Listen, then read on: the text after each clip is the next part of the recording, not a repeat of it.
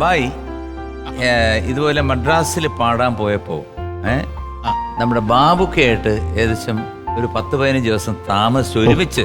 എന്റെ സുഹൃതം ഒരു അന്നത്തെ ലെജൻസ് ഒക്കെ വലിയ ഹൃദയമുള്ളവരാണ്. അതിന്റെ അനുഭവസ്ഥനാണ് ഞാൻ. ബായി നമുക്ക് മദ്രാസിൽ പോകണമെന്ന് മാത്രമേ പറഞ്ഞുള്ളൂ.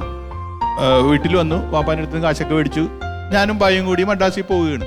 എന്നെ കൊണ്ടൊരു ഹോട്ടലിന്റെ ഏറ്റവും ടോപ്പിൽ ആ ടെറസിന്റെ മുകളിൽ ഒരു മുറി, ആ മുറിയിലേക്കാണ് ബായി ചെല്ലണത്. ബാഗൊക്കെ അവിടെ വെച്ചു. മോനിവിടെ റെസ്റ്റ് ചെയ്തു, ബായി പോയിട്ട് വരാം എന്നും പറഞ്ഞ് ബായി പോയി.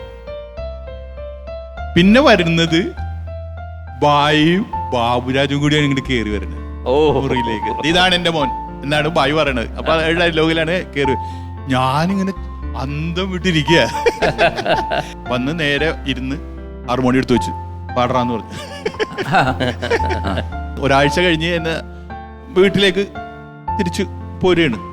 തിരിച്ചു പോരുമ്പോൾ ഞാൻ എന്തെങ്കിലും ഉണ്ടെങ്കിൽ വിളിക്കുമ്പോൾ ഇവനെ അയക്കണമെന്നൊക്കെ പറഞ്ഞിട്ട് ചട്ടം കെട്ടിയാണ് പോയത്. അതുമല്ല, ബാബുക്ക ഗൾഫിൽ പോകാൻ നീ പാസ്പോർട്ട് എടുത്ത് വെക്കണമെന്ന് വരെ എന്നോട് പറഞ്ഞാണ്. അപ്പൊ എൻ്റെ അടുത്ത് അന്ന് പാസ്പോർട്ട് ഉണ്ട്. ഒരാൾ എന്നെ കൊണ്ടുപോകാൻ വേണ്ടി അങ്ങനെ എന്നെ കൊണ്ട് എടുപ്പിച്ചിട്ടുണ്ട്. ആ സമയത്ത് ഒരു 3-4 മാസത്തിന് ശേഷമാണ് ഞാൻ നേരത്തെ പറഞ്ഞ ചഞ്ചല എന്ന ചിത്രത്തില് എനിക്ക് പാടാൻ അവസരം കിട്ടുന്നത്. കൊച്ചിക്കാരുടെ ഒരു സിനിമയാണ്. ഇത് പാടാൻ വേണ്ടി മദ്രാസിൽ ചെല്ലുമ്പോൾ ബാബുക്ക സ്ട്രോക്ക് വന്ന് കിടക്കുക.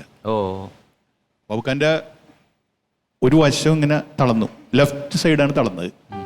എന്നിട്ട് മുഖം അടക്കം ഇതായിപ്പോയി, ഓടിപ്പോയി.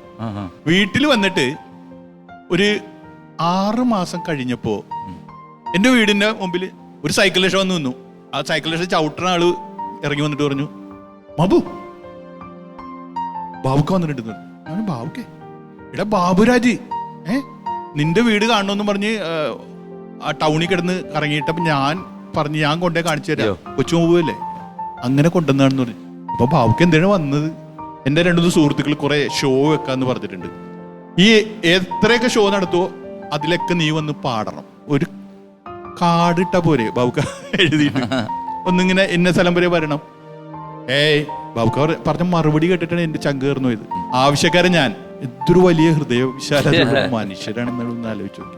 ഞാൻ ആ ബാബുക്കാന്റെ കൂടെ സന്തോഷകരമായിട്ട് ഒരു 6 പരിപാടിക്ക് പാടി.